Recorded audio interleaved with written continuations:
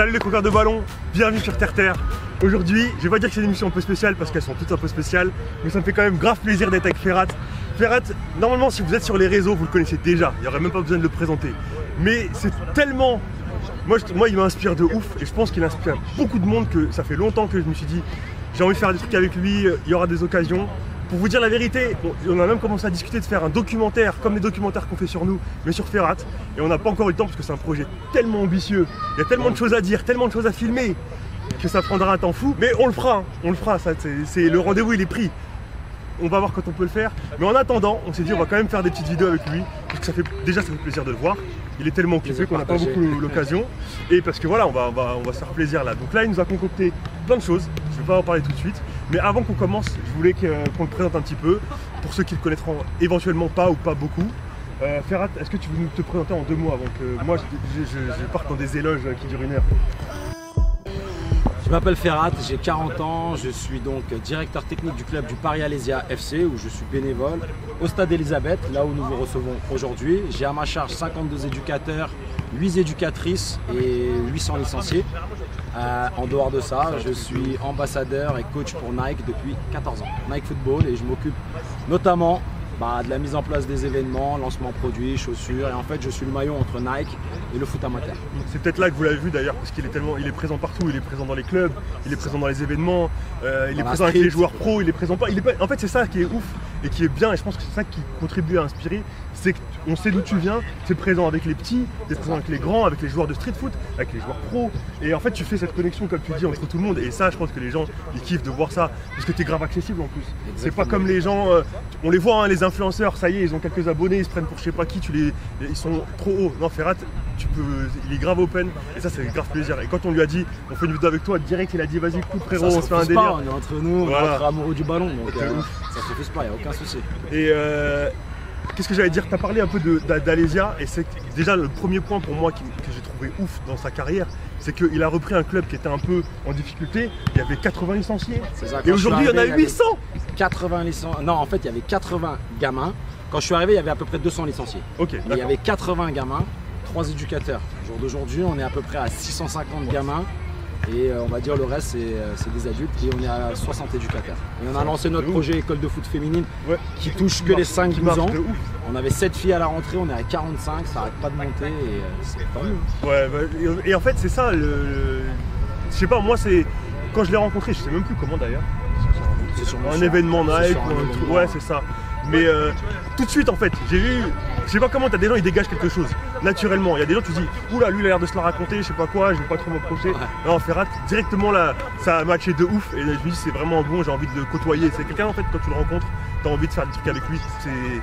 J'espère que dans une certaine mesure, c'est ce que nous on dégage aussi, parce que c'est ce qu'on espérait quand on a commencé Terre Terre, c'est faire un truc où en gros, venez les potes, venez tourner des vidéos avec nous, on l'a déjà fait plein de fois, les abonnés ils envoient un message, vas-y pas de problème frérot, tu viens, on tape un foot avec toi et tout, donc c'est ce qu'on veut faire nous aussi. Parce qu'on a un point commun, on a un langage qui est universel, c'est le football.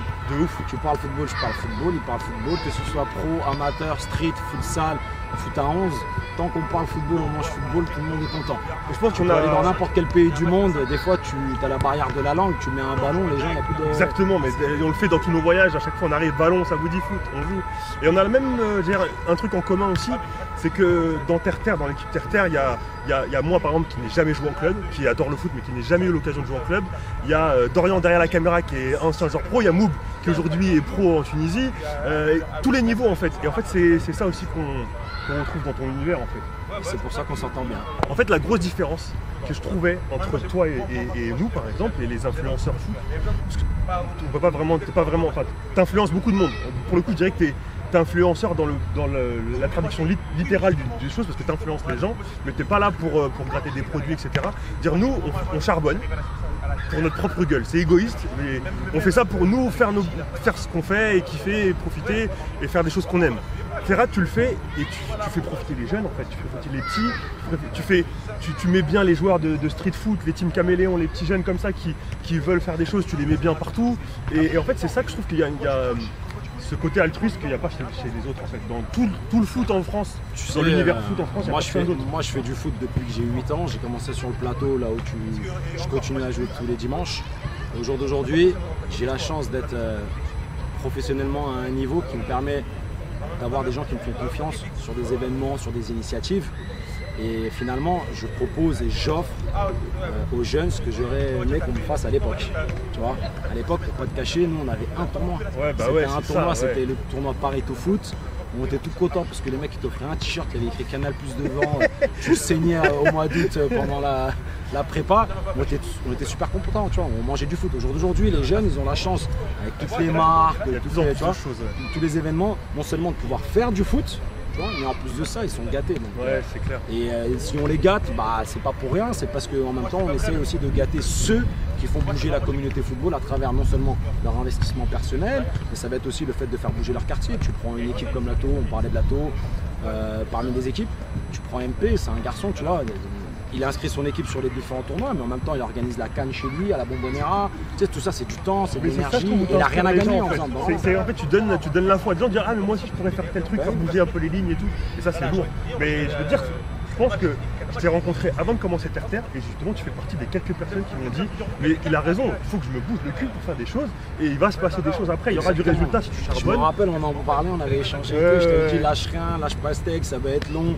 Les premières barrières elles vont être difficiles, mais faut toujours, c'est des obstacles, mais il faut toujours être. En fait, c'est comme un athlète. Ouais, exactement. Nous, on doit avoir cette mentalité-là parce que chez nous, les petits, on parlait des petits. Déjà, non seulement on a une responsabilité, parce que les enfants, ce qu'il faut savoir, c'est qu'ils ont 3 piliers d'éducation. Le premier, c'est les parents. Le deuxième, c'est l'école, et le troisième, c'est le sport.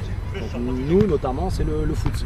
Et on a une grosse responsabilité à ce niveau-là. Et aujourd'hui, encadrer des enfants, moi, j'ai pas envie que les parents, ils pensent que c'est un centre de loisirs, ils viennent, ils déposent leurs enfants, ils rentrent chez eux, ils font les courses. Nous, il y a des règles. Les règles, elles sont pareilles pour tout le monde. Nous, on essaie de leur inculquer des valeurs. La détermination, le dépassement de soi, la ponctualité, la rigueur, le respect du matériel, des partenaires, des adversaires, des encadrants, des parents, etc.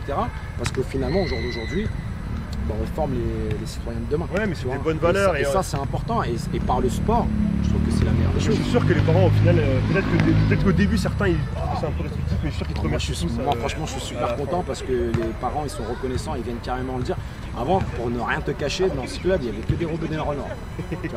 Et le fait qu'il y ait des parents du nord de l'arrondissement, etc., qui ont vu que c'était cadré, structuré, strict, ils se sont dit, je vais pas les mettre dans un club de racaille. Il y a un mélange qui se recrée. Voilà. Et tu sais quoi, c'est un truc, tu l'as remarqué sûrement. Moi, quand j'ai grandi, j'étais dans une cité du 9-3, mais on s'est tous mélangés. Toutes les origines. Et je pense que ça n'existe plus, ça. Et recréer des endroits où les gens acceptent en tout cas de se remélanger en disant ouais, ça va, c'est d'un bon cadre, c'est safe. Moi, je kiffe mon club de foot, tu vois. Il y a du Rebeu, il y a du Renoir, il y a du Baptou. C'est vraiment ce que j'aime. Vas-y, c'est cool. Bon, on va pas tout raconter parce qu'on va s'en laisser un peu pour le documentaire qu'on fera sur Ferrat un jour. Inch'Allah. Allez, c'est parti. Let's go. Encore. Oui, oh, fait. Excellent.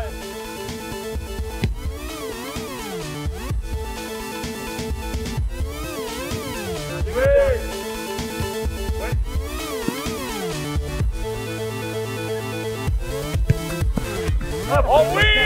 Bien joué.